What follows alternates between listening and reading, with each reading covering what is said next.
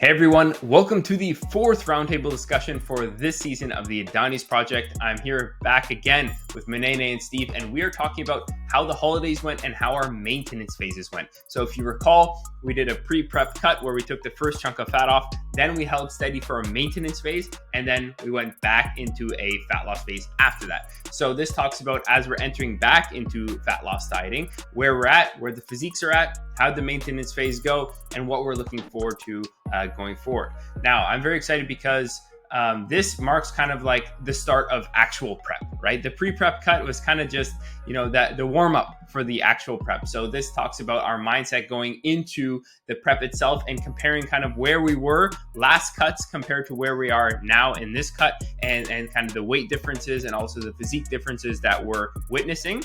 We also talk about fostering a competitive mindset. So we talk about that this is, at the end of the day, still competition. Even though we are focusing on beating our previous selves, at the end of the day, there are still other people that we are competing against. So how do we foster that competitive mindset? And lastly, we end off with how challenging situations can lead to growth and why it's important to go through challenges if you want to focus on self-development. All right, so sit back, relax, and if you haven't pressed that subscribe button already, please do so. There'll be lots more content coming and lots more content focused around this prep as well.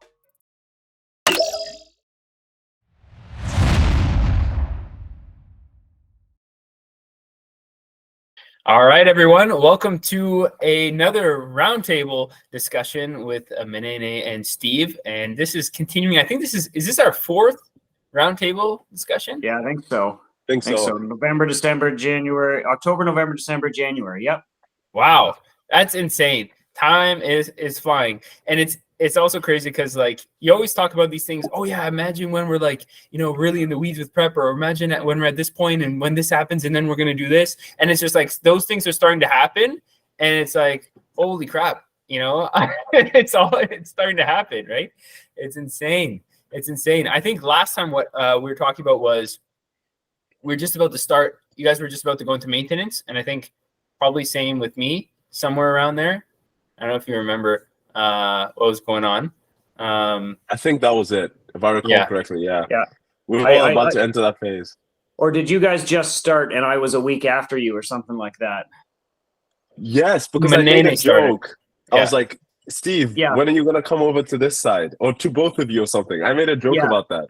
That's right. So I think you were a week ahead, Munene, because you were already eating like 6 times the oatmeal of everybody else. So exactly. I was like, when are you guys going to escape poverty, man? Yeah. And then I was still on poverty macros for like a little bit longer. And then now I'm still at maintenance and you guys are back in deficit. I've got this week and next week still at maintenance, and then I'm back down. Because I'm ready. I told my coach, I was like, yo, I'm ready to go, man. He's like, you got happy feet, don't you? It's like, yep, you got happy feet. But we'll get into all that stuff. But like the penguin. The penguin, exactly. Let's go around just like any life updates, anything like that. What's going on in life? We'll go left to right. Steve, what's going on life-wise? Not much. We just came out of the holidays there, so it's always a combination of relaxing and absolutely, there's just so much going on, right? It feels like with all this time we get to sit and relax and chill, there's also the same amount of getting stuff ready. Like we hosted people Christmas Eve, and we went did a couple things. I worked a lot through the holidays, so it just feels like the last month has been a lot of work, a lot of just surviving. Even with the in the maintenance world there, I don't feel like I really got to enjoy it the same because I wasn't resting and recovering. I was working or hosting or all of that. And then Parris, you and I were talking. I've got this cold thing, this cough thing that seems to be going around. So I'm going to try my best not to cough and interrupt the podcast. But no, I mean, other than that, it's just kind of life. Life is rolling along here. So kids are back at school. Em's back at work. I've managed to have a couple of days kind of to chill this week and try and get back on track. And so, yeah, that's it. Just the life of a parent, I guess. Paramedic parent. Yeah. Ooh, that's different. Munene, that's awesome, Steve. Well, part of that stuff is not awesome, but it's. We hope you get well soon, brother. I'm working on it. I got my special teas and my lemon water, and we'll see what we can do. Slowly but surely. Yeah, you'll do it. It'll happen. Munene, what about you? Yeah, all's well on my end. I'm back to uni, final semester, so that's good. Like, I think 16 weeks, and then I'm done for good. Yeah, for good. I'm not going back. And then so that's been going well, and like just working at the same time, enjoying the journey, finding excitement in every day as much as I can, and I really can't complain. Glad the holidays were good. The maintenance period was successful. I think we hit its nail on, as we said, from a progress standpoint, from balancing my lifestyle. From that standpoint, was really good. From a recovery standpoint, it was really good. So I can't complain. I think I'm in a good place now. That's awesome, man. And we're gonna dive. I think in this podcast, I want to dive a lot into like the maintenance phase and then coming out of that, and like because that's pretty relevant right now. But first, I'll give my life updates as well. But yeah, man, that's awesome, man. It's kind of like you had that little break from school, which is great because you can focus a little bit more on business and just good training and good eating and some downtime, refresh the psychology a little bit too. And then now it's kind of back at those usual routines, and you just jump right back in, right? You just hop right back in. Like, that's what I always say. Like, some people have a lot of tough times going back to the routine after the holidays.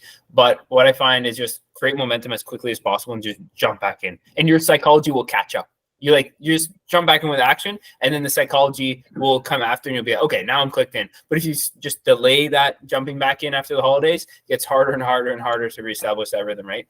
So, yeah. Well said. Which Steve also knows a bit about getting thrown off his rhythm during the holidays. So.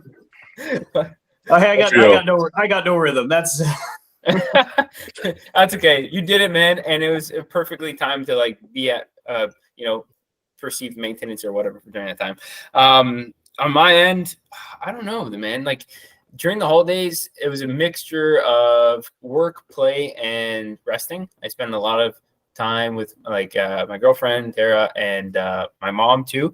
We had some good like just downtime, just chilling on the couch and watching Netflix. I also worked quite a bit too, because usually between Boxing Day and New Year's is one of the busiest weeks for us at Truth Body Systems, and getting set up for a year and closing out the year.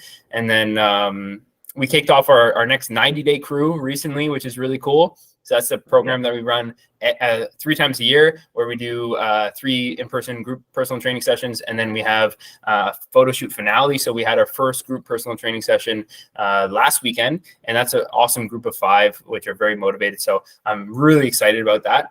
And then, I was up at maintenance, enjoying a little bit more food. I've held steady well, which we'll talk about that in a second, but no complaints. And I'm feeling very optimistic about 2024 in terms of everything. It's going to be lots of sweat equity put into this year for sure. It's going to be lots of focus, lots of drive. But I think it's going to be one of those, I've been labeling it as, I think I might have even mentioned this in your guys' check-in. It's like, I'm labeling 2024 as just a transformative year. I just feel it's a transformative year in all senses. So I'm very optimistic of what this year is going to come to. Yeah. Awesome stuff, bro. Good. Let's dive in a little bit more to maintenance phase and everything. So just so in case the listeners haven't watched the previous episode, we had that first pre-prep diet. We called it like the setup phase, where we tried to take a first chunk off, which was very successful. And then we brought calories up to maintenance. We were all on kind of slightly different time frames, but after we all kind of did the same thing, take the first chunk off, come up to maintenance. And both Steve and Munene now are back into fat loss dieting. I am still at maintenance for another week after this one. So I've got a little bit more time, but let's kind of go around and see. I know Steve talked about it a little bit, but let's kind of go in the same direction as we did before. So left, right, Steve to Munene. In terms of what happened during that maintenance phase, what did you feel? And then how are you feeling going back into fat loss dieting now? So my maintenance kicked in the week before Christmas. I think so we did the first 2 weeks in December, or maybe it was just the first week, and then we did 3 weeks. Last 3 weeks of December, I think. The last 3 weeks of December, yeah. So like I said, the 2 weeks before, or the week before, then the 2 weeks after Christmas. And so yeah, we just bumped the calories up, not much, just just a couple hundred. Well, we went from like 1900 up to just over 2000. So it wasn't anything crazy. I found, because of the hectic schedule and because work and because getting sick and a few things, I found I drifted a little bit. I didn't track as much as I would have liked. My schedule was all over. It was good. It was good timing because I wasn't eating, I wasn't sitting there at the buffet just chowing down. I was keeping a mental note of a few things. So I did, I tried to keep as best control as I could with a lot of things. Limited the trouble spots. I knew, those trays of cookies and stuff like that there. So I just kind of, I was a bit more moderate with everything, but in terms of energy, it almost felt wrong. Like I was in such a good spot going into that break, and then the maintenance phase started, everything was good, and then the holidays and sickness and everything, it threw my routine off. So I don't feel like I really maximized that. No, I took a break off of tracking the same. So it was more of a mental break for me because I had so much else going on. But I don't know. It was good. It was weird going from being very locked in to being not so locked in. And last time we didn't do a diet break last time. We started in January and went right through till May. No breaks, no taking the foot off the gas. So this was an interesting little loop. But I'm glad to be back. Glad to be back on in business here. 100%. I know exactly what you mean. It's almost like you feel better when you were locked in than you were then, but at least you got a bit of a break from the meticulous tracking and stuff like that. And like, you have tracked for so long, and this is what I tell clients all the time: you don't forget the skills you learn from tracking.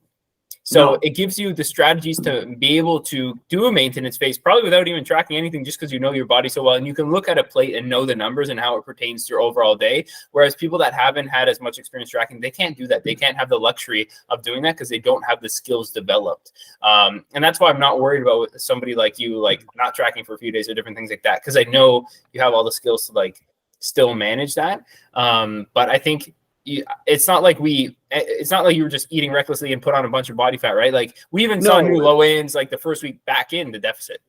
Yeah, exactly. It wasn't a free for all or anything. And I was taking a look at what each plate was, and I was keeping an eye on things. And there were days where I didn't hit the maintenance calories just because I wasn't up for it. I wasn't feeling it. I didn't sleep well. Like the cough keeping me up through the night. I don't know. I don't know what the macros in NyQuil are, but I'm pretty sure I didn't track any of that. I'm sure I don't think there's any calories in them, but yeah, like it was just a bit of a break. But yeah, I would look at a plate, and instead of putting, 3 scoops of potatoes, I'm like, well, let's throw a few more veggies in there. I was still balancing the meals out using the techniques that we have worked on over the last couple of years. So it was nice to ease off the throttle mentally a little bit, but I don't know. I almost needed to come back to this. I needed that control again, because everything else was going haywire. So I needed to get back into something. Shows the power of routine, man. Yeah. It shows the power of routine. That's it. It's like, it's when you have structure and you have a routine, it just takes out the guesswork and that stress. You're just in an environment that you're gonna thrive in because it's so controlled, it's so structured, and it's just, that's it, man. Flow state happens. Yeah. So I hear you. I totally hear you, dude. You hit the nail on the head, man. I actually found it more stressful during the holiday season than when I'm locked in, because now I usually have to do a similar amount of work and similar amount of check boxes to check, but my routine is now thrown way up, and I have way more responsibilities, social and familial, and etc., which is a privilege, and I do not take them for granted. And I'm not saying I'm not great. I'm 100% grateful, but it just reminds you of like, oh wow, I gotta juggle the same things on top of these things, and it's like, a little bit different. So it's a good sign if you are happy to be back to routine. It means that it's just a good sign. It means that you like your normal life. Yeah. And this is something that my coach was saying too. He's like, hey, if you're coming back to usual routine and you're happy about it, like not everybody can say that, because most people live for the opposite. They hate their usual routine, and then they live for the holiday or for the vacation or for the going and indulging in a bunch of drinks and food. Like they live for that, and then they're miserable when they come back. So if you like your routine, that's a great sign. Yeah. It's I like that control. Like I never thought I would enjoy tracking. And yeah, not every day. I don't enjoy it every day, but coming back that first week out of it, I'm like, yeah, I've missed this. At least this is one aspect that I can control. I have total, it's all me. It's exactly what I want to do, and I can set up my week, and that's the thing too. It's just, it gets back into setting everything up. It sets the workouts up better. It sets the meal plan, like the daily plan, and yeah, it was time to, it's funny. I never feel like I need a break, a deload week. And then it shows up and I go, wow, I really needed that. And then it's coming out of this diet break. I didn't think I needed it. I didn't think, I was really going to enjoy the diet break, and I didn't think I'd really want to switch back, but clearly my body and my mind are saying, nope, time to switch something up. So timing couldn't have been better, I think. Seriously, it seems like whenever Steve has a deload, something happens that he needed to deload. Yeah. It's weird. It's very weird. It's always like that for you. I don't know why. It sucks. I don't know if it just gets pushed aside. I'm like, I don't have time for this. And then all of a sudden you say, let's ease off the throttle. Okay, perfect. Everything come in. Yeah. And for anybody that watching that doesn't know what a deload is, it's essentially when you reduce your training intensity and or volume for the week. There's a lot of different ways of doing that, but essentially you're reducing training intensity and volume for a week to drop some fatigue, let connective tissue recover, let your nervous system recover, and let your psychology get a little bit of a break too from hard training. That's good. Awesome, man. Really good stuff. Yeah. Munene, give us the full rundown for you. How did your maintenance phase go? Yeah, it went really well. It's very successful, I'd say, for everything. The expectations we had were achieved. They were met. The projections we created were met. And so I think as I said, actually I didn't say it because this was before we started, but we said we'll save the good stuff for the podcast. So here we are now. But my training was really, really good. Physique was really full. My delts improved, which was crazy during that phase. So made some gains there, which is ironic, but hey, nothing's off the table. There's no impossibilities, I guess. And training was just amazing. That's one aspect. From the training aspect of things, this locked in, pushing weight, the drive you have. I like to I call this oomph, just the oomph, if you know what I mean. To just push weight and progress was really good. My workflow was solid. I could work longer hours without feeling a bit of a mental dip, I would say. Yeah. So that was improved. Concentration was improved. Energy, drive, all those things that you can channel into work in other aspects of life. So I'd say that was really good. Although it's funny, initially, when it came to my nutrition and my food, at first, there were times where I wasn't even hungry, funny enough, but I'd eat anyways. It's like, because I knew, I was like, you gotta eat, but it wasn't like, oh, I'm like dying of hunger and I need this now. So I thought that was a good place to be as well. But all through, I think we navigated successfully. Awesome. Yeah, awesome. That's what I'd say. Yeah, I would say like both your guys' maintenance phases went well. Apart from all this BS that Steve dealt with, we know, because off the end of the diet break, when you go back into a deficit, we can also see how the body responds. And like for Steve, like just right away, whoosh, like almost like that effect that you have when you first start I was telling Munene in his check-in, I think last week, is like that effect you have where you're like at the peak of your bulk and then you jump into a deficit and all of a sudden things just like fly off you. And you can kind of almost get a similar effect coming off the diet break. If you know what I mean? And I think we got that with Steve. And for Munene, like your physique just filled out a lot.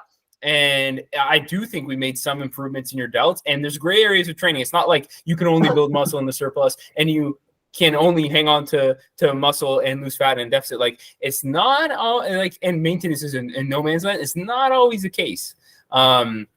And I think we did see some, especially since we were prioritizing delta a little bit in training right now. We did see some physique like changes, and also your body weight actually came down at the end. Like describe kind of what you saw with even your body weight during that last bit of the maintenance phase, because 4 weeks of maintenance. So kind of towards the end of that. Yeah, so we were conservative with my maintenance calories right off the get-go. I was operating within a range of 2,900 to 3,000, and that was conservative. Maybe we could have gone up to 3,100, maybe 3,150, who knows, right? But we were just conservative with my maintenance anyways. So that was a good approach.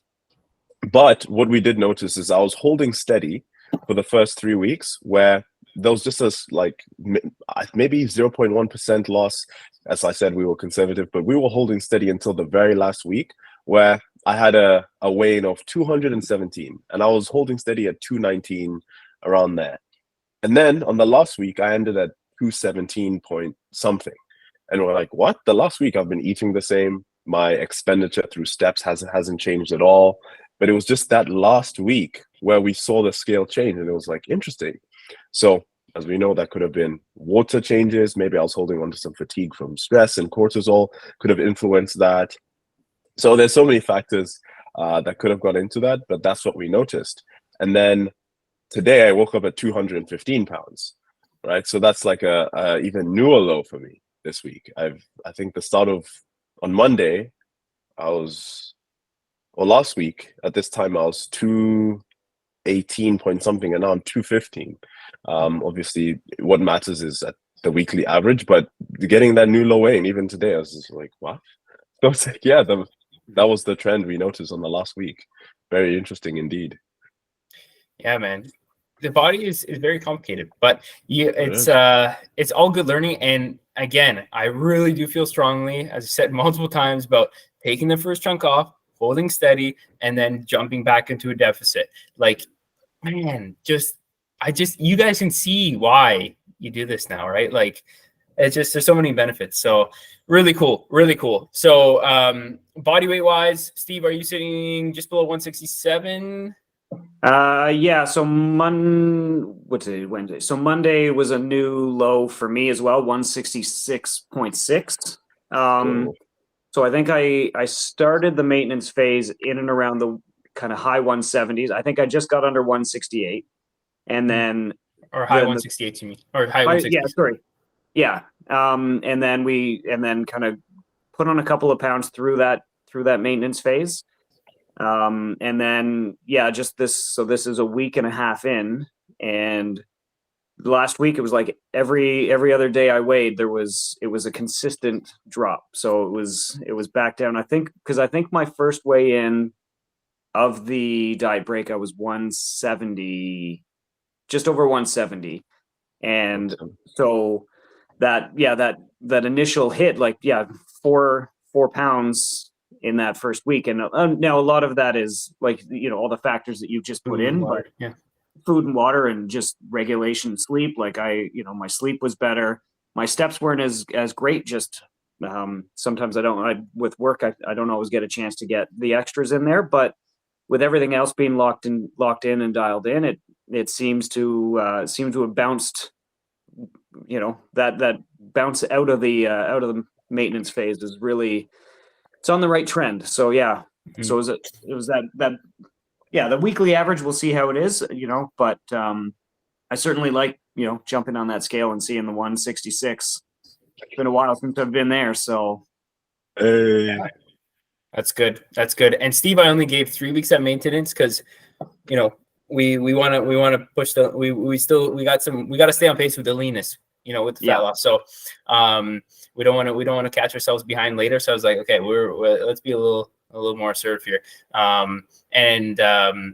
Cool. Wait, well, I now I lost my train of thought. And then Munene, you said you had to hit a new low weigh in at 215 ish. Yeah, 215.2 or something. Okay. I was like, damn, like 215 already. Like there's a day I hit like 14K steps today because it was not intentional. I was just walking to and from here, going to this lecture hall, to this place, gonna go like, I need to talk to this person, pick this up. And so my NEAT was quite high this week. It's been quite high unintentionally. I've not even been walking on the treadmill like I usually do. I canceled that out because I didn't want to send it too far. Yeah. And so I stopped doing that. And even without those treadmill walks before and after the workout for 5 to 10 minutes, like 14K, 12K, 11K. Now it's at 10K because I walked, I got a haircut and stuff, but it's like no treadmill walks. Wow. Yeah. It's insane. Jeez. What about you? Yeah, I weighed in like this week 175.4, today 175.6, and those were like early AM weigh-ins, and that's the exact weigh-ins I was having before my calories went up, which is pretty crazy because I'm definitely like my physique is so much fuller. I can tell I'm holding way more glycogen in my muscles, way more food in my gut, and like so much more body water. Because usually after I like my paradigm of like 5 low days and 2 high days when I'm in fat loss dieting, usually at those 2 high days, I'll see like my weight come up a couple pounds just from the extra food and glycogen. And then by the end of the week, I'll hit like new lows within a few days. So I had that initial kind of spike a little bit. Also, if I like estimated meals out with the more sodium and stuff like I only really estimated 2 meals during the holidays, and one of them was we went to go get Greek food for like our anniversary, me and Tara, and oh yeah, you can't macro those ones out. Just enjoy those ones. Well, I did. But you know me, I'm very OCD. Yeah. I left like 1,200 calories for that meal, and it was probably somewhere around there. I at this point I know how to estimate the meals pretty well, I'd say. But yeah, the next day I weighed in like 2-3 pounds heavier just from I could tell I was like holding all the water and stuff. But then yeah, now I'm way back down into exactly where I was pre-maintenance phase, and I still have the rest of this week and then one more week at maintenance, and then I think as soon as I hop back into low days, I have the same thing I think that's gonna happen, just like whoosh, like we're just gonna be trudging along, man. And like still a long ways to go, because I'll probably see before the first show body weights below 165, and then by the second show is like probably body weight closer to 160. So I still got ways to go, and I'm not like shredded, but like I'm decently lean right now. I think I'm at like close to the bottom end of my settling point. And settling point is, I won't get into that now, but it's essentially like the range at which your body is like comfortable being at. Let's say on like the very basic terms. I have a whole presentation on that. I think I posted for our team, but anyways, I'm not going to go into that now. But yeah, so that's kind of where I'm sitting right now. Maintenance phase went very well. Really enjoyed having a little bit more food.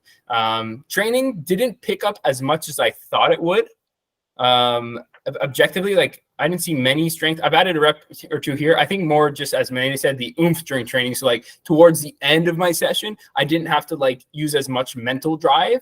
The reps kind of came a little bit easier on like my last couple exercises, and then the pumps were definitely different. Like the muscular fullness, like in the shoulders and arms and everything, like after a few exercises in, it's just like, whew, things are just like super pumped. Whereas on my low days, by the end of the week, I'm running pretty flat, like, more noodly looking. And now I even, the veins and everything is just like, what the heck just happened, So yeah. And then benefits for sure. The mental drive, I can go beast mode with the work and the workouts without like feeling that dip. Like when I'm on those low days, especially towards the end of the week, like after a longer work day, like towards the end of the day, I'm dragging a little bit. But in this, like yesterday, I worked from 6:30 a.m. to 8:30 p.m. with a heavy leg day in between. And like, I would not be able to do that on my low days. You know what I mean? Like there would not be enough. No, that would be, you would go to do your leg workout and then you'd have to sleep for 3 hours, and then you'd have to drag yourself around just to try and, finish your day, never mind continue to work effectively, right? Exactly. So I'd say mental endurance, we'll call it, work capacity is way up, but I'm trying to set myself with systems and frameworks now for when I'm back into a deficit so that I can still, pump out the same level of, work output. But yeah, so it's good. I think it's a good refresh. I'm ready to go. I think I got the benefits of the maintenance phase, and I'm like, chomping at the bit for the deficit. Because I think you guys like the next month for everybody's physique, like things are going to start happening now.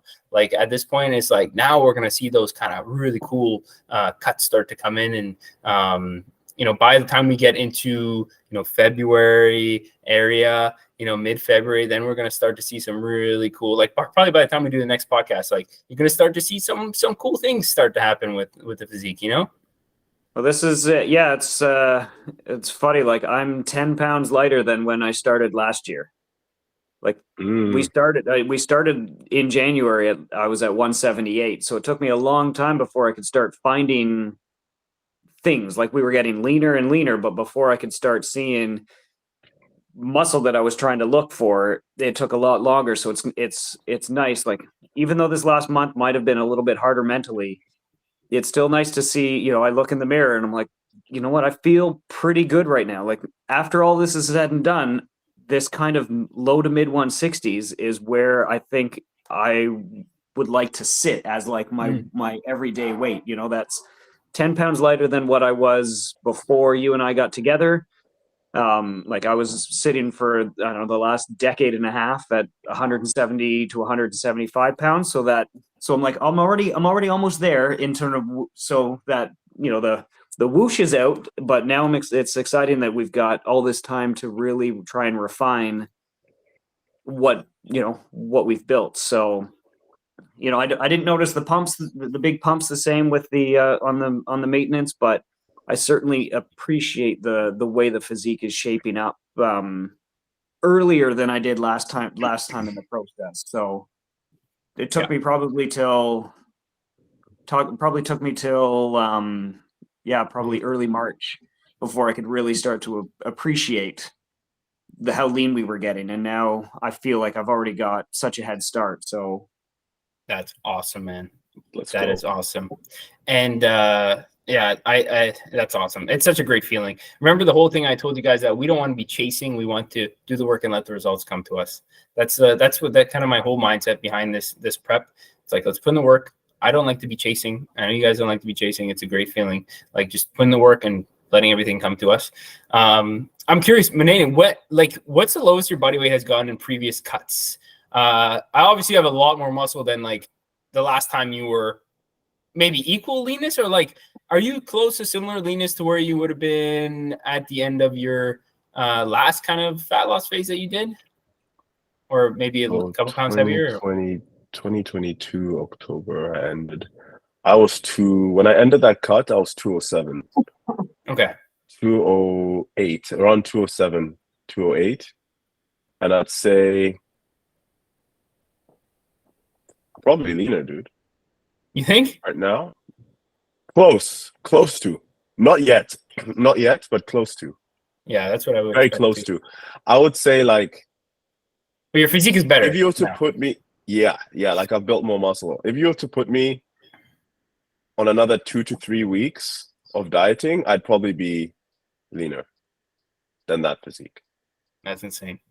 Yeah, let's say 2 to 3, just a rough estimate. But yeah, my lowest I've ever been is 207. That's man. And then I bulked back up to 235. So you're already like close to 20 pounds off your top bulk weight. Yes, close to 20 pounds. And then I walked in the gym and some guy's like, "Hey, you're not fat anymore." And I was like, "Thanks, bro." He was like he's a close friend, so you always tease each other. Like only in the gym you can say stuff like this. It's exactly. He's like, "Hey, you're not fat anymore. Where's the belly, bro?" And I was like, "My guy." I was like, I just started laughing, and I was like, he's like, "No, I'm joking." I was like, "Yeah." Oh man, it's so hilarious. Funny. You don't take it personally. Everybody's got to say something, but yeah. So what's gonna be cool is for both of you is in the next, let's say, couple months, you're gonna see like a physique that you haven't seen before. True. Very true. In terms of just overall body composition. And same thing for me. Like I was looking at my old prep photos of like, man, I'm like, just different, night and day difference. You know what I mean?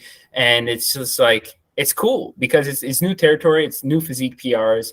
And like, then that even motivates you. You're like, I've never seen this shoulder vein before. Holy crap. Or like, I've never seen my upper chest look like this. Holy crap. Or like, wow, my back I've never seen those wings come out like that. Like those are the cool things that you're like, okay, this is why we do this, you know? Oh yeah, you know, Exactly. looking back at the show photos last year, and I'm like, to what I feel like I am now, I'm like, I actually feel 3D. Whereas last time I just felt thin. Like I felt lean, but I'm still like, you know, we've put on so much shape and muscle over the last year and a bit that it's still it's nice to actually feel like I still have shape as we're leaning out. It's not like I'm just getting less fat. I'm like the shape is revealing. So it's it definitely going to be interesting over the next month or two. Oh, for sure. This guy, yeah, your bulking phase was very successful. Just conservative and constant, and just we just stuck with that rhythm, and I'm already so far so good. So we're excited to see what that next, like you said, what that next 5-6 pounds are gonna, over the next little while is really gonna reveal, get into that low 160s. And because I think last time we finished it, I think I weighed in the day before the show at just over 150. Yeah. And I think so I went from 178 to 150 from January to May, and it was 28 pounds. And then so this time we started at about 182. Yeah, almost 30. And so this time we started at just under 182. And if we can get down to that, into that same range, then it'll be interesting to see what, I just want that side by side. I want to see last year's photo, this year's photo, and just see how much better I feel about it. Yeah. I made a collage of Parris's 2022 version and my 2022 version. I was like, these guys don't even know we're gonna kick their ass so bad. It's like our former selves. We're gonna kick their ass so bad that they'll wish like they were competing against us. And we're just talking about ourselves, obviously. Yeah. Our 2022 selves. We're gonna kick their ass. Yeah, that's so funny. I want to talk about a mindset that feeds well into what we're talking about, and because Munene and we're talking about this, and like I'm very process driven, and I'm very like, okay, as long as I beat my own physique, like I'm a happy camper, and like I kind of do this for all the other benefits and to learn more and to become a better coach and to see my physique like I've never seen it. But I've been trying to foster, and honestly, Munene has helped me with this. Based off something he said in one of his check-ins, is fostering a competitive mindset with just the competition in itself, because it's not something I think about, but I almost have to try to look at it more from a perspective that I'm trying to win. And whether that is something that will happen or not, most likely not, because we got some good, even some hefty competitors that are going to be competing with us. But it doesn't matter, because the mental drive it gives you from just saying I'm playing to win. We talked about that phrase, Munene was like, playing to win, whether it's going to happen or not. If you look at all the best like UFC fighters and stuff like that, they have such a it's almost borderline cocky mindset of like, I am the best. And it doesn't mean that you actually feel that way or that you actually think you're going to win, but it's like having that mental drive, like before you're set on a leg day, you're like, you just thinking like, this is for the competition, and nobody's going to take this set kind of the same intensity I would. Nobody's going to dig as hard as I would. Nobody's going to be as calculated as I would.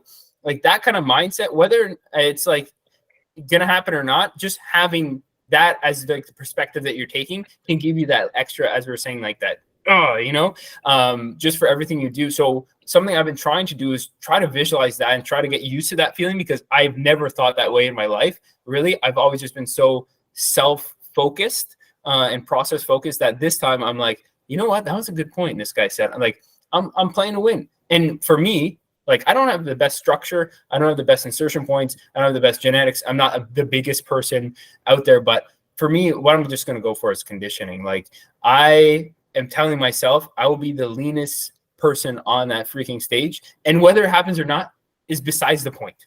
It's just having that thought process in my mind is going to give me that extra drive to dig when I need to dig. Like, hey, long day, you're on low food, and you're super lean, and you got to hit your workout. It's like, what is going to get you through that? Oh, visualizing.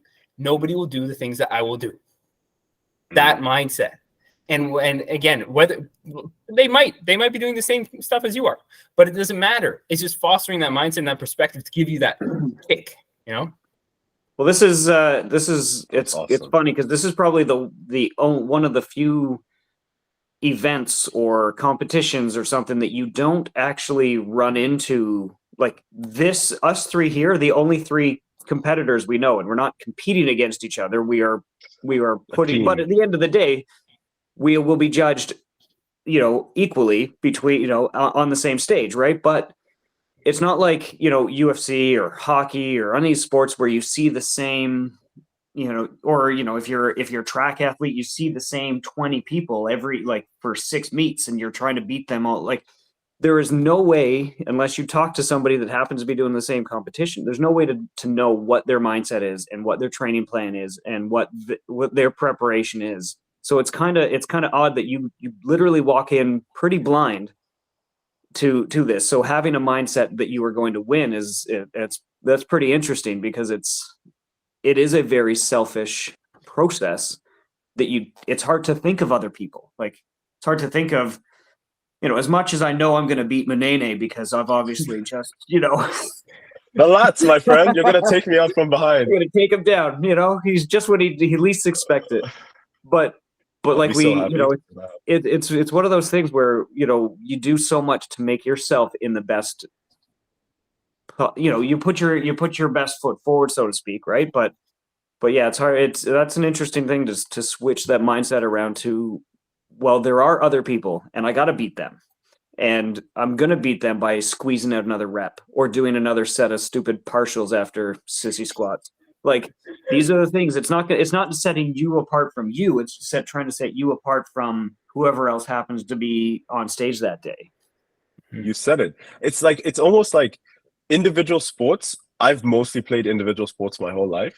And individual sports, they are selfish, right? It's you versus you. And so employing this mindset is a strategy in and of itself. It's a strategy, right? We're all very strategically, we gravitate towards strategic approaches. We like that sense of strategy, right? So this mindset is a strategy, because at the end of the day, it's like, yeah, it's an individual sport. It's like you versus you. You have to get better. And so if employing this mindset means that it will help us within the process, then that's awesome, because we all are process oriented. And if the outcome is, if the strategy we are using is employing a mindset that helps us focus on the outcome, ultimately it makes the process that much more enjoyable and easier to adhere to. It's kind of funny because it's like process and outcome. Strategy is thinking of the outcome, which will actually help us fall more in love with the process as a result of keeping that outcome in mind. Like, yeah, I'm playing to place. And so since I'm playing to place and I visualize that, I'm going to attack the process with everything I've brought and just fall in love with it, So it can be counterintuitive, but with that mindset, it really, really helps. And what Steve alluded to earlier is like extra rep, extra this. There's this guy called Ed Milet. I don't know if any of you have heard of him, but amazing guy. And he always talks about one more. That's his strategy. He's like, one more. He's like, you're one decision away from changing your life. One more rep away from the physique you want. One more hold call away from the business, whatever. It's just those little things. He says his mantra is one more. So he says, if you do one more, you're doing things that other people aren't willing to do, therefore you shall receive things that other people will not receive. And although that may not be true, it's a mindset, it's a strategy he likes to employ with. He coached Tom Brady. He was Tom Brady's mindset coach. And so he told him to think of that one more. So it's like one more rep, like 1 more minute on the Stairmaster. If you have 40 minutes of cardio, hypothetically, you do 41. So it's like that one more rule. If just employing that in your mind and then having that outcome, like, I'm playing to place. Although, yes, we are process oriented. We love the process. We fall in love with it. We have that outcome. It's going to make the process so much more enjoyable and give you that oomph, Yeah. So it's pretty cool that we're all talking about that. Well, I love that, man. It's tough to have no competition, but what's in your own gym, right? Like, it's, you talk about the individual sports. Like, I remember, I used to run a lot, and yeah, I'm not racing against anybody else. There's 10,000 people in there, but during that event, I'm like, I see you, I'm going to catch you. Yes. I don't know who you are, but I'm going to catch you. Like there's something Right. there's something tangible that you can go for in a race, in an event, in a lot of things. This one you don't. You're like, yeah, it's just me back here in the gym. Like I know you guys are working out. I know other guys are working out somewhere around, but it's hard because there's not that constant Reminder.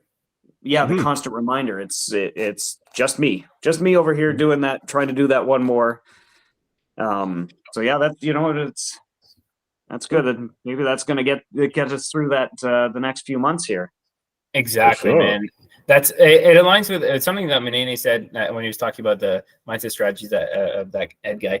It's something that a quote that I like to say a lot is like, do what others don't to achieve what others won't. And I think that's the theme to like bring in this. It's like just going with the mindset like nobody will do what I will do. And whether that's true or not, it doesn't matter, because as Munene was saying, it's like it's a strategy, and it's a mindset strategy to help you push. And as Steve was saying, it's like nobody's in the gym being like, hey, I'm going to do an extra rep than you did on deadlifts. Okay, let me push you on that. It's like nobody's there. You got to tell that to yourself. But just thinking about there's somebody out there that's doing the same stuff as I am. I'm going to do just that extra mile that they won't, And I think that's really cool and very valuable. These are all mindset related things, man. But anything that works to help you get through that last bit of prep that is so challenging, that most people don't really know how it feels like to be down there and live in that state and still have to do your everyday responsibilities and train hard while being in that state of like, we'll say low energy availability. That's when you got to employ these types of strategies. Because people say like, oh yeah, I wonder, you got to stick so strict with your nutrition, right? And oh wow, you what do you train more? It's like no, that's not the hard part, man. The hard part is operating on low power mode and having to do just as much as you did when you were in full power mode. Yeah, when you're in the trenches and you get that that energy saver alert on your phone, you're like, that's where you're sitting. You are constantly at 20% or 30%. You're like, you got nothing left by Thursday, by Friday. And if you've had a busy week or a hectic week and something's throwing it off and you're like, I don't even have the joy of like indulging in half a pizza today, like to forget that week. It's no, I've got to operate on the same calories that I've had for the last little while, and they're just getting lower and and the energy disappears. And yeah, that's the trenches. You two are familiar with the trenches. Damn, I'm not familiar with the trenches. So you're gonna give me some strategies with the trenches. But that's, oh yeah, don't worry. I'll send over my weird playlists, and we'll get you into the orchestral realm. That just goes to show, though, man. Like if you're operating at such, we've already talked about this, but if you have to do all that, and you're operating at that battery percentage or power percentage or energy percentage, whatever you want to call it, and you still have to do everything you have to do, the amount of character development you attain through doing that, it's unfathomable. Like, it's insane. And then when you are well fed, it's just insane. I don't even have words to describe the emotion like behind that. It's just powerful, man. Dude, I would say prep and business have been the two biggest creators of humility, resilience, and ego checks that I've ever had. And those are the two most growth promoting things I've ever taken on. Way, way harder than school, way harder than working the full-time job and stuff, way miles ahead. Like I would say even prep and business are like probably the two hardest things in terms of like, just building resilience and like growth promoting things I've ever taken on. And I've done a lot of stuff, I know I'm young and whatever, but like I have done a lot of stuff, but like I would say those are the two most growth promoting. But also, as I mentioned last time in the podcast, whenever things do get tough, I always remind myself that I'm still super privileged. And like because you hear these stories about people dealing with these health issues, and this is something, again, I think I talked about this in the last podcast, but health issues or like crazy stuff that happens with people's like families, or something horrible event happens, or they live in a place in the world where safety is an issue, or there's wars, or there's a natural disaster where nothing else matters except trying to get shelter and food. putting that in my head when I'm like having a bad day or something, I'm like, this is nothing, man. Somebody's got like gunshots outside their window, and I'm just like eating less food and having to work long hours. Like, who am I to complain? I am privileged, and operating from that place of, it doesn't mean that we can't have emotions and feel down or feel sad or feel like things are challenging. That's not what I'm saying. But it's like, there's always somebody that's dealing with so much more. So at the end of the day, on your worst day, it's still like so much more privileged than like so many people living around the world. And that's kind of something I remind myself of, is like, you're pretty damn privileged, so you stop complaining about anything. Yeah. The fact that you can pick your meals and plan out your menu alone, forget about everything else. Like the fact that you can actually, oh, you know what, maybe I'll take a little bit less off of this or Wednesday's meal. You know, like that's just, that alone says that you're in a good standing, right? In a good point. It's not living day to day and hoping you can get something to eat or yeah. And that's why the mindset is, even in the darkest days of prep, it's still easy. That's the way you got to have it. On your hardest day, it was still a damn easy day. You know, it's funny, if you tell yourself it's easy, it like, although it may not be, but you tell yourself this is light work. Like, how many times have you been intimidated by, I don't know, a weight you're lifting in the gym? You're like, this is easy, I got this. And then, although it's not easy, but you tell yourself it's easy, it becomes easier or more, like, you know, the intimidation decreases slightly and you're able to handle it better. So I think it's like, just that the mind is crazy, dude. You have people who take 100%. Placebo medicines and it's just water in a pill, but then they've like cured certain, like they get better or they see progress. So the mind is insane. It is, man. Oh, yeah. It is. Yeah. No, this is really cool, guys. We'll wrap it up here soon because we're getting to time. But I want to say, is there any last like insights you guys have, or for the next phase, like what are you thinking? Anything that's marinating in your mind that you want to share about the next phase here? We'll just snip it into the next month because, well, you know, that's when we'll probably be doing the next podcast. Like any, in terms of action items or insights or things that you're just thinking about. Well, I don't know. I think pretty much what I'm just trying to think about is that, you know, that next month, those new gains. Like I'm still in a spot that I'm familiar with. There's no surprises over the next month. Like from a training standpoint, from a nutrition standpoint, there's nothing new here. So I'm just excited to be kind of in phase. What phase are we in? 3 now? 4? I don't know. I lose track of which one we've called ourselves. But I'm just excited. You know, Munene, you said something about that at the start about how you're just excited about the process, and that's really it. Like the last month has been tough for me, just with everything going on. So I'm trying to stay on the, you know, on a more positive path. It's hard to say, you know, it's hard because I still feel like I'm behind the 8 ball, even though I know we are well ahead of it. It's just getting over that concept. So yeah, ambition. You know what? I'm just excited for a month of stability, to be perfectly honest. You know, and just roll through week to week to week. The training has been better this week than it was 2 weeks ago when I was on maintenance. So I'm just excited for that consistent routine again. And hopefully next month when we check in again, then I'm just rolling, you know, getting back into that rhythm. So that's all I'm doing. That's all I got to do this next month. Love it. What about you, P? You're next, bro. It's clockwise. I don't even know the way the screen is oriented. It's like you guys can't see my screen. On the left, but... I'm on the bottom. Okay, you'll go next, dude. Yeah.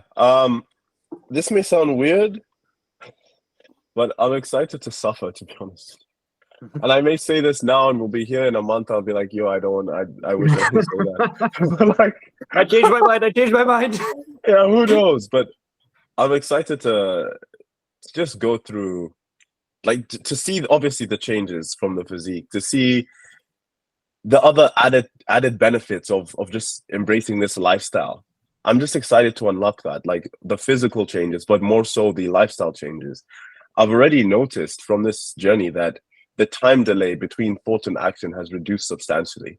So the moment I have a thought and I'm questioning, like I'm not negotiating with myself as much because of this process. Like that thought to time delay to action delay, that it's just reduced from when I was in a surplus. I got to do this. Nope, we're doing it. It's like you're not negotiating. I'm already starting to get those benefits where I don't negotiate with myself as much. And obviously I'm not perfect. We all do, but it's something that I'm learning from this process. And I'm excited to see how that in and of itself continues to develop and just go through challenges, because I know that's what ultimately shows us who we are, how much we can handle, newfound confidence, growth, etc. And so those are the two things. Three, physical progress, to I guess continue to go through to hardship and face a real challenge, something that will really challenge me that I've never been challenged before, right? So experience that, and then last but not least is just continue to foster the whole time delay between thought and action, to just see how I can continuously make that gap reduce. And I think that's something that I'm excited for in this next coming phase. Amazing, man. Amazing. Something I was saying to Tara today, and I'll probably do a quote post on this, is anticipation carries a much larger burden than action. And where I described it as, for example, you thinking about, oh, I'm tired. Can I go to the gym? Oh, I still gotta go gym. The anticipation of you going to the gym is going to put much more of a burden on you than you actually doing the workout. Same thing with your work. It's like, oh, I got to get this done for my job and whatever. It's like you actually doing that action item is going to cause much less of a burden than you just thinking the anticipation of it. We're so like the anticipation is such a big thing for humans, both in a positive sense and in a negative sense. It's such a burden to us when it's a negative, and it's such an uplifting, whatever the opposite of a burden to us when it's a positive thing. So just kind of keeping that in mind. But I love that, Munene. That's like super insightful and like, you know, super, super, super cool psychology, man. Thank you, man. For me, I just want to be at peace with wherever I'm at. And if it's a tough day, it's a tough day. If it's an easy day, it's an easy day. And just be peaceful. That's it. And like for somebody, we talked about this before, but for somebody like myself who always tends to live in the future, I really, especially the last few weeks, I've really been catching myself living way too much in the future. And I really need to bring it back to right now. Like I've sometimes been operating my day on like autopilot mode, which is good in some sense, but not even like actually being in my day. Like I'll be in a conversation or I'll be doing something. I'll be like, I haven't even been present in this conversation. I haven't even been like thinking about what I'm doing right now. I'm like, my head's already in tomorrow and the next day and next week. And I don't need to do that. I need to be right here. Right. So it's like fostering that present mindset and just being at peace with you're here right now. This is what matters right now. All that stuff you've already planned is going to happen later. We'll deal with that later. But right now is right now, you know? So, yeah. Man, that's huge. No, that's really good. Being at peace with, being at peace with where you are, that's good. Like it's, like you said, the process is all laid out.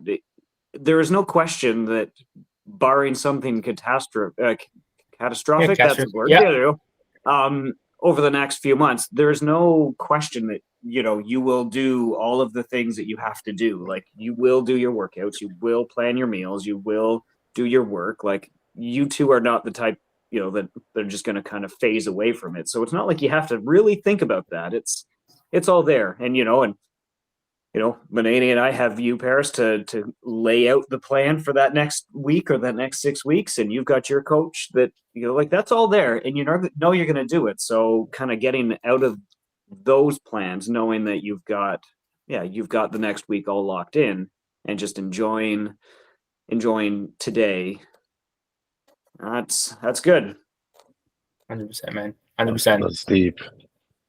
Yeah, that's a good thought to leave it off on, guys. I won't take too much more of your time. The last thing I will say is we do have somebody else, special announcement. If you made this far, we do have one more team member that will be joining us in this prep, Brody. He usually works late, so I'm not sure if he's going to be able to make it the podcast, but he's joining us. He's sitting on a pretty awesome physique. So I'm very excited for him to get lean. He's competed before, but we'll say this is a lot more methodical and thoughtfully laid out and strategic and calculated than he's done before. So great guy, awesome physique, carrying a lot of muscle mass. So I'm very excited to see what he looks like. And like, again, him and Munene, I'm calling. There's got to be some sort of top 2 for those guys, man. Steve, we got to keep up with these guys over here, man. Oh, I know. Couldn't you find somebody tiny? Like, could you find somebody smaller than me for once? Like, you got to change your approach here. Stop finding these muscle bound guys. Find somebody tiny to do. You guys say this now, and then you'll take top 2. Yeah, because you're conditioned, bro. I told you I'm coming for you, Munene. I said it right from the start. You spoke it into existence, bro. Yep, That's it's hilarious. happening.